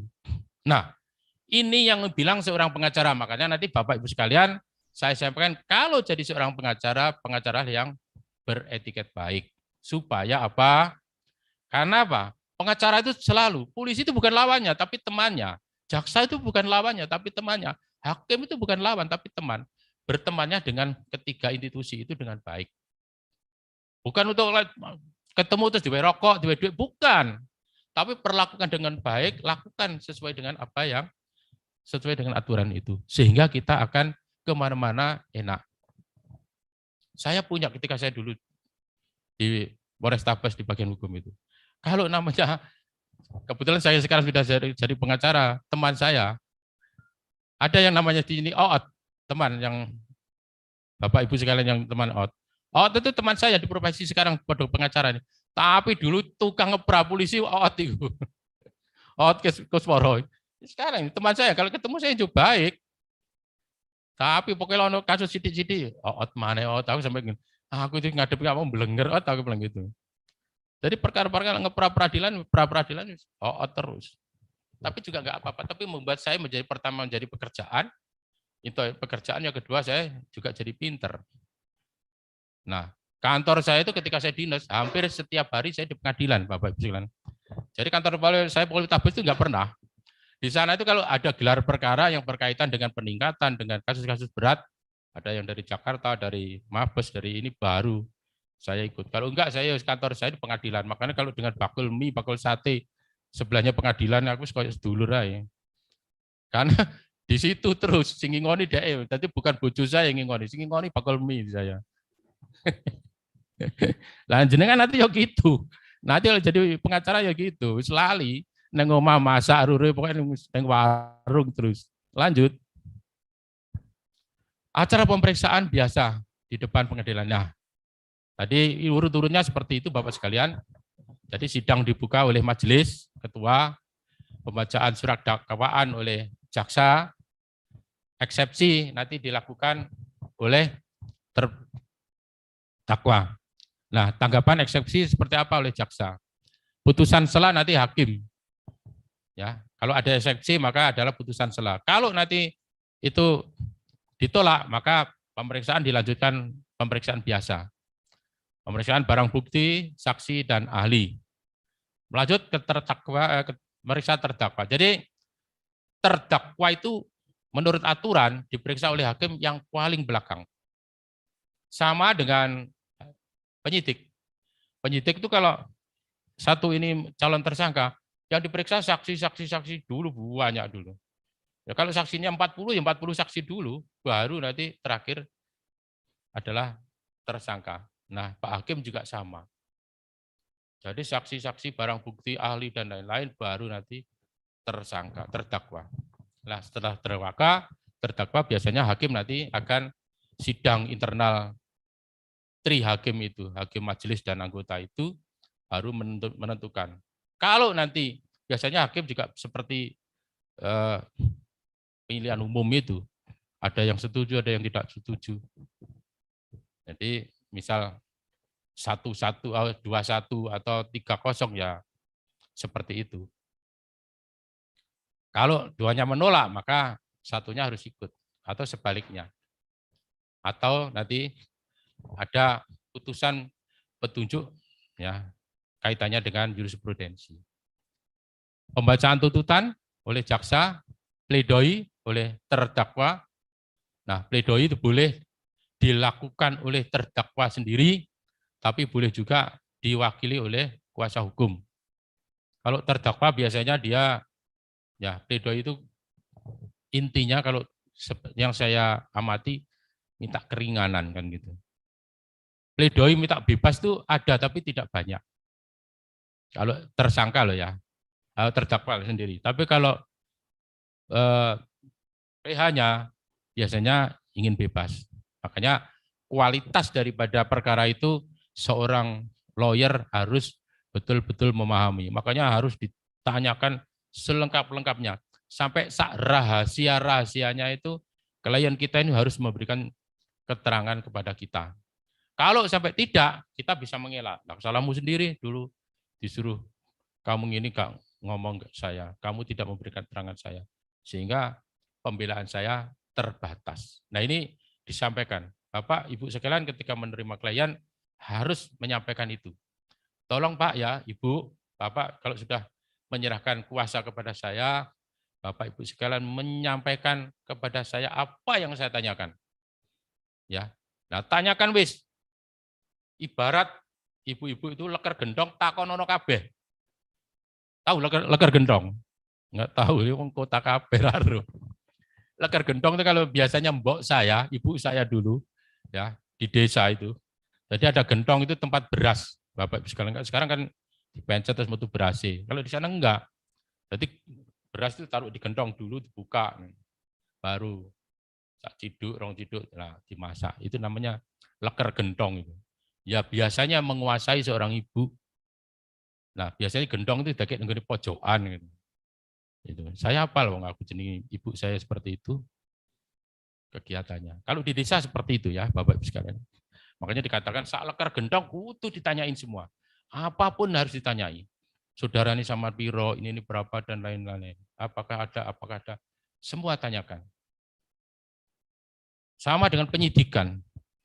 Penyidikan itu kalau saya ada di penyidiknya minimal 21 pertanyaan. Saya sudah pasti saya setidaknya minimal 21 pertanyaan.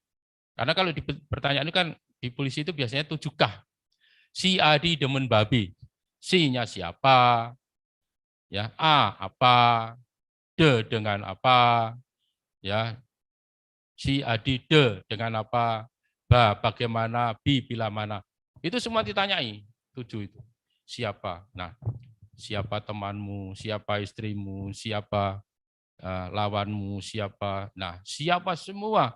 Siapanya pertanyaannya si itu, si satu itu. Ada 15 pertanyaan. A, apa? Peristiwa apa yang terjadi? Itu ditanyai juga. Nah, di situ Bapak Ibu sekalian juga harus menanyai kepada klien kita sebanyak-banyaknya. Jadi sehingga kalau katakan kita membuka kamus, apa yang kita tanyakan tadi, kita akan memberikan pembelaan kepada klien kita ini all out. Ya. Tapi kalau tidak, kita nanti akan ragu-ragu, bingung. Lanjut. Nah, eksepsi. Nah, keberatan tadi sudah disampaikan, jenis eksepsi kompetensi tidak diterima ini pada saat ketika setelah dibacakan itu. Nah, tidak berwenang ini maksudnya pengadilan. Pengadilan tidak berwenang untuk melakukan pemeriksaan terhadap perkara ini. Nah, lepas dari segala tuntutan. Nah, tentunya seperti itu. Jadi eksepsi itu seperti itu. Jadi jenis eksepsi, kompetensi, nah nanti di sana ada kompetensinya apa, seperti apa. Tidak diterima, nah nanti di sini, contohnya nanti di sini ada Bapak sekalian ya, nanti saya sebutkan satu persatu di akhir dari pada session kedua nanti ya, Mbak ya. Ya, session ketiga ya. Ya, bagi saya sesi kedua ya. Ya toh, aku kan ini yang pertama. Ya. Lepas dari segala tuntutan hukum. Nah, yang ketiga adalah batal demi hukum. Nah, di situ muaranya semua ada pada undang-undang formil KUHP. Padahal sangkaannya terhadap di materialnya, hukum materialnya. Lanjut. Ya. Prosedur pengajuan eksepsi. Nah, itu tadi sudah dijelaskan. Diajukan pada sidang pertama setelah pembacaan surat dakwaan oleh jaksa penuntut umum.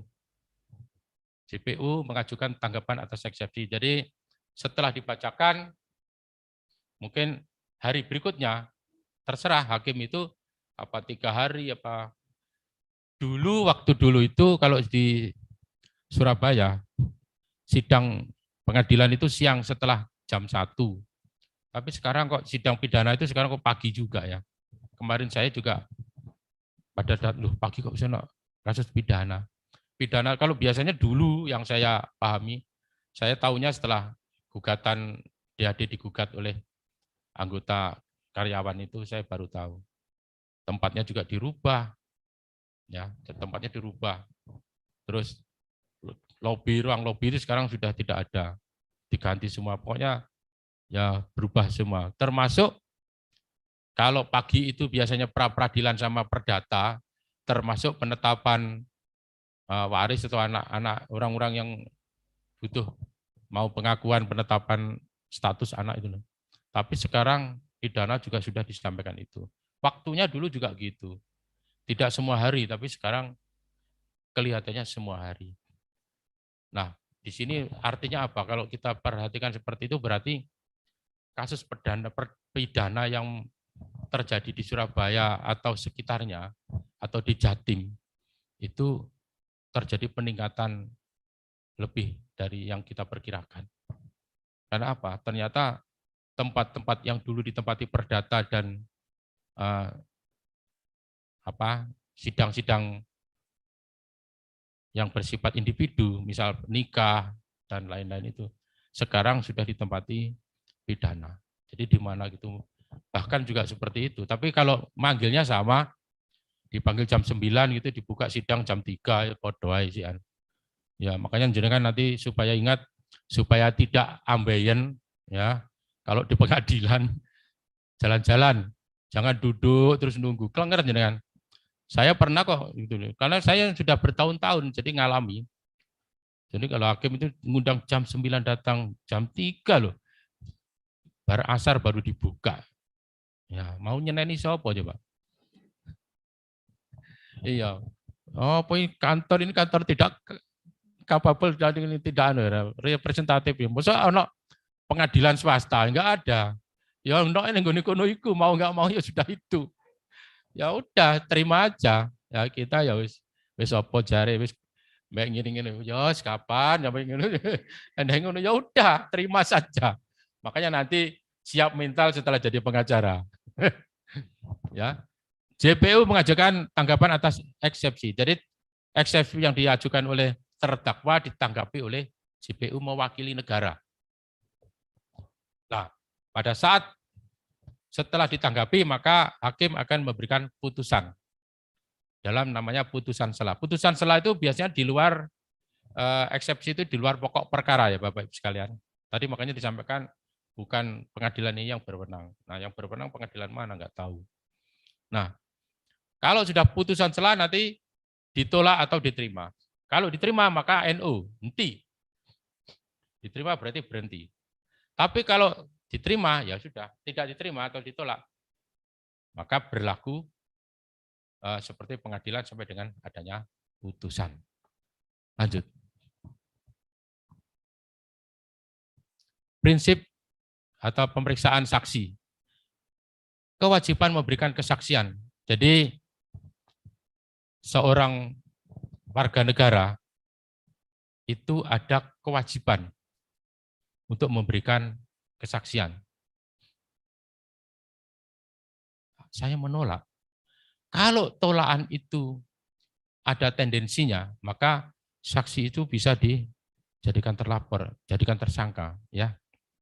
Makanya ketika saksi itu mempunyai, dan sebagai bangsa Indonesia kita mempunyai kewajiban untuk memberikan kesaksian demi terjadinya penegakan hukum dengan baik, kepastian hukum. Karena tujuan hukum ada 3 ya Pak ya, Bapak Ibu sekalian, gitu. Untuk ada kepastian hukum, kemanfaatan, dan rasa keadilan. Ya ada 3. Jangan lupa 3 itu. Jadi prinsip kewajiban memberikan kesaksian adalah bagian daripada wajib kita sebagai bangsa Indonesia. Kewajiban memberikan sumpah. Jadi sumpah itu wajib. Karena hakim kalau tidak dipakai saksi tidak disumpah, maka tidak diterima. Menurut aturan, kalau tidak disumpah kecuali anak-anak, maka dikatakan tidak mempunyai kekuatan hukum. Nah, saksi tambahan biasanya adalah saksi yang meringankan. Terdakwa akan menambahkan saksi-saksi yang meringankan. Ada cat. Boleh. Ya, tapi itu bukan saksi bukan kewajiban, tapi itu hak. Nah, di sini disebutkan tentang unus testis nullus testis. Satu saksi bukan saksi. Ya. Pasal 83 pasal 84 itu jadi unus testis satu saksi bukan saksi. Ini jadi ketika saksi hanya satu, maka tidak bisa seorang hakim itu akan memberikan putusan. Saksi mahkota. Di dalam KUHP tidak ada namanya mahkota, tapi di dalam lapangan hukum di Indonesia ini ada namanya saksi mahkota. Saksi mahkota itu apa yang tadi saya sampaikan, ketika terjadi kasusnya tentara tadi, penganiayaan dilakukan oleh atau penculikan oleh 3 orang, ada tadi bahkan ada orang umumnya 3, tersangkanya yang 3, 5 atau 6 itu, maka masing-masing ketika diperiksa menjadi tersangka, satunya maka menjadi saksi. Seorang tersangka menjadi saksi itulah dikatakan saksi mahkota. Lanjut. Oh, belum kali 1. Tentang keterangan palsu. Ya, jadi ini palsu. Yang mengatakan palsu tidak palsu siapa? Hakim. Pasal 242 kalau nggak salah ya. Jadi kalau seorang saksi itu memberikan keterangan palsu, maka hakim akan langsung memberikan perintah untuk langsung dilakukan pemeriksaan. Maka saat itu segera dibikinkan laporan polisi. Laporan polisi model A, jadi model A itu ditemui oleh seorang petugas. Hakim atau polisi membuat itu. Jadi keterangan palsu. Oleh sebab itu, kalau disampaikan nanti ada klien Bapak Ibu sekalian yang menjadi saksi, tolong jangan direkayasa. Karena itu memberatkan yang bersangkutan dan menjadi beban pikiran kita. Jadi kalau memang kira-kira tidak fair, tidak objektif, tidak benar, lebih baik diminggirkan. Karena kasihan kepada yang bersangkutan, yang kedua, kasihan juga kepada kita sebagai profesi seorang lawyer. Ya, jadi kalau saksi memberikan keterangan palsu, maka dapat dipidana karena akan menjadi tersangka dan ancaman hukumannya cukup berat. Lanjut. Pemeriksaan keterangan saksi, ya akhirnya ketemu juga ya, namanya saksi ahli atau keterangan ahli. Jadi ahli yang memberikan keterangan sesuai dengan keilmuannya, sesuai dengan keahliannya, maka dia diberikan label ahli. Nah, ahli bahasa juga ada, ahli hukum ada, ahli ya seperti boga, ahli makanan seperti orang-orang yang katakan lulusan-lulusan di apa itu D3 tata boga itu juga ahli. Karena apa? Ketika makanan ini dimakan ini, maka ini bagian yang dimaksud ini. Makanya seperti dulu yang kita masih ingat, kopi cyanida itu menggunakan ahli yang kaitannya dengan masalah makanan. Ya. Jadi ahlinya pada bidang masing-masing. Makanya ketika disampaikan, nah di situ hakim akhirnya ada persesuaian. Ketika makanan atau minuman ini dicampur dengan ini, reaksinya berapa detik, berapa menit. Lah, duduknya berapa ditanyain, ada persesuaian, kamu terdakwa, kamu duduk dengan korban berapa lamanya, di mana, kamu datang jam berapa, korban berapa, yang di sana kamu membuat kopi jam berapa. Nah, itu disesuaikan. Ya. Nah, ini ahli tata boga disampaikan, Pak, ini rasional menurut saya benar. Pendapat saya ini menurut ahlinya. Nah, ahli itulah yang disampaikan. Oh, ini tidak benar, Pak, ini. Makanya dikatakan ahli apabila dia membidangi di dalam ahli sesuai dengan apa ya. Dan seorang ahli biasanya diikuti dengan pengakuan, baik secara normatif ada suratnya ataupun sesuai dengan kalian. Tapi tidak ada ya ahli santet terus diajukan. Jadi ora usah perlu enggak terus engko tonggo saya Pak. Itu ahli dukun santet jadi ahli. Gak payu. Jadi kalau ahli santet tidak payu itu. Dukun santet. Jadi dulu mau disampaikan. Siapa kalau salah ya? Mau memasukkan itu Gendeng Pamungkas kalau nggak salah ya. Gendeng Pamungkas itu mau memasukkan ahli itu santet atau paranormal itu menjadi ahli. Wah, tambah gak karu-karuan itu. Iya. Iso-iso nanti hakim ketuanya moro-moro disantet nguyuh terus. Aku ora sida sidang nguyuh terus. Wah, tambah gak karu-karuan nanti. Itu santet-santetan nanti. Kalau gitu terus hakim belajar ilmu santet. Lah dukun bae hakim apa bedone terusan ya? Ya pengacaranya belajar pisan sampai nanti. Wis Indonesia jadi rusak. Nah, itulah kira-kira begitu. Pisem, jadi ether pertama adalah keterangan ahli atau surat yang diterbitkan. Pisem adalah hasilnya, kalau keterangan ahli nanti ahlinya didatangkan. Kalau nanti keterangan surat itu dibubui dengan cap institusi dan disumpah, maka tidak perlu datang. Tapi kalau hanya keterangan yang diberikan pisem itu, maka yang bersangkutan wajib datang pada saat pemeriksaan di pengadilan. Maka kuncinya ada pada sumpah. Nah, kalau misal saya jadi saksi karena saya mungkin mau, Pak kan orang tahu ya, saya mau ke negeri Belanda misal gitu.